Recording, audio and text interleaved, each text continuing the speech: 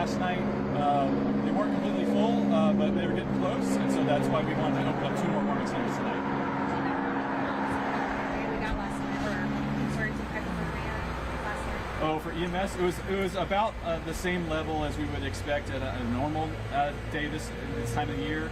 And we attribute that to having these extra warming centers available for people to get indoors, so we didn't have an extra burden on the EMS system last night. What is normal? Usually around 5, and I think we were less than 5 last night for cold-related illness. Yeah. How do preparations this year compare to last year? Obviously, like the ice storm was kind of already done by this point, but like yeah, we're hoping for not too much ice this time around. You know, it sounds like the forecast does call for some snowy weather Thursday, Friday, potentially, so that may change the game a little bit. But right now, really, this is the cold and the wind chill that we're really the most concerned about. And so that's why we're opening up 2 extra shelters tonight to give extra options for people around the county. I mean, was this time though last year like as cold, or do you remember that? Oh gosh, yeah. They definitely had temperatures in the 20s around this time last year. The ice storm was really the big kicker, because then we had the additional burden of people having falls and going to emergency room for falls and injuries for that reason. How long are you anticipating keeping these open? How quickly can you take them up and start up and take them down? Yeah, we're pretty nimble on that. We meet every morning to decide if we meet with the National Weather Service that can help us understand what the lay of the land is going to look like, and if it's going to be a day that we keep the shelters open, or if we need to close down because we don't meet the thresholds. But yeah, same thresholds, and just kind of monitoring every day. And did you already mention the capacity of this space for tonight? How many folks? I don't know the answer to that. We can find out. I can find out. I have the number. Yeah. Some of the shelters have more capacity than others, but because we were nearing that capacity at the other 3 sites, we decided to open up. Was this already a property that was on your radar as a place that could be quickly turned into a shelter? No. Yeah, we have an amazing team that scouts out different places that we're able to go and open up pretty quickly, and we partner with a lot of amazing community-based organizations, so Do Good, Multnomah, Transition Projects, and Cultivate Initiatives are staffing up some of the other centers, and then we have Multnomah County staff that's staffing us up now. So, sorry, I might have just answered this, but just remember our type of hearing. Who's going to be operating these shelters? Yeah, so the 3 shelters that were open last night were run by Do Good Multnomah, Cultivate Initiatives, and Transition Projects, Inc. And then tonight we'll have those, as well as our 2 new centers that will open up tonight will be staffed by Multnomah County staff. I don't know if you have the answer. Is that right? So the capacity here. Oh, yes. 44 at this site. And we're opening at 8 o'clock tonight? Yes, 8 o'clock tonight. How come yesterday was 7 o'clock? How come it's 7 o'clock today? I think it was 8 o'clock last I think night. it was 8 o'clock last night. Okay. Yeah, the Salvation Army beds have been 7 to 7. Okay. That's the confusion, but we were 8 o'clock last night. And then some of the, remind me again, are they closing at noon today? Yes, yeah. Closing at noon so we can prepare for tonight to reopen. So will this one close at noon tomorrow?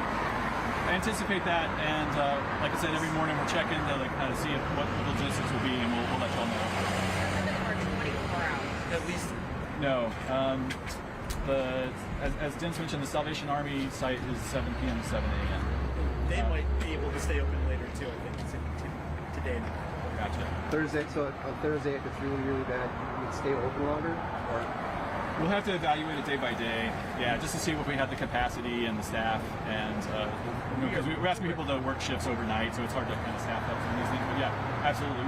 Every morning we'll reassess and see if we're going to close at noon or keep it open. But right now, yeah, we're planning to close at noon tomorrow. How things been working out with being pet friendly? Yeah, pretty well. Yeah, people bringing their pets, dogs and cats, and it seems to be working well. We also had some mobile vans out this morning. Multnomah County mobile van was out at Cook Plaza, and the Central City Concerns mobile van was out at Northwest 14th, providing medical attention to people who needed it, medication refills, giving people antibiotics, giving people vital signs. So it was an amazing opportunity to get more medical care on site. It's for you. Sorry. Last year, I know there was some trouble with getting enough volunteers kind of ready to help? Are you relying on volunteers this year? What's that? Yeah, we have a medical reserve corps volunteer team, which is made up of licensed medical professionals across the region. And they've been coming out on a dime, just really amazing, coming out of the woodworks, being willing to help out, to provide medical attention for people at shelter sites at night. And then the other three shelters that we opened up last night were staffed by people who are work with the organization. Yeah. So not relying too much on the city or county. Yeah. We've opened up requests to our county staff to volunteer or work with actions.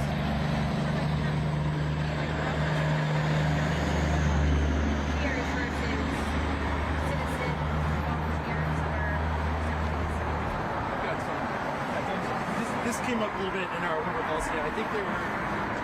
I'll get specific numbers to y'all after, but my recollection it was the shifts were a few hundred county folks, a couple dozen city folks, and others. But everyone's doing a big recruiting push at the city and county today, so we're going to be ready to go. We have those folks lined up. And one of the things, there was a question about what we're doing staffing-wise to prepare with the ice storm. Folks noted that last year. One of the differences, we are now building staffing plans for after we think we would normally close, in case the forecast does surprise us. We didn't expect that ice storm last year. The weather service said it was going to roll up to 45 degrees that day. It did not happen. So now we built a staffing plan that recognizes that the weather is coming. We need to be there when it changes in the worst way. The weather, they're putting out a cold weather advisory. We don't normally see that this early. That's kind of different. That's in part. So the Joint Office does a lot of outreach across the county on those cold weather days. So there's a lot of days they've been activated since January 10th, which is unprecedented. It's usually 3-4 days at a time. Maybe the amount of days they've been activated so far. That's something we would see more winter season. They've been out constantly. So it's really been. There's been a lot of responding, even as we've been on this Bullet Home Day threshold. And It's been a much drier winter so far than last year and previous years. What is that like for you? How do you think about that in terms of like survival outside? What do you think about differently in terms of helping people who are already outside? What does really cold, dry weather look like? Yeah, obviously, cold weather is more dangerous because clothes get wet and people are more likely to have frostbite or trench foot or any kind of the conditions that can come with that. So dry, cold weather can surprise you because you can get hypothermia and you can get cold without noticing it too much.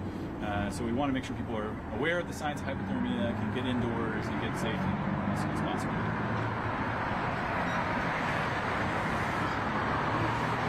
Any questions? This is where we're going to have to start over. Oh yeah. I will catch you, but I don't need to sit here. Okay, sure. Yeah, thank you all so much for coming out. Yeah, appreciate it. thanks a lot. And if any follow-ups, I'm way down here. So if there's other details.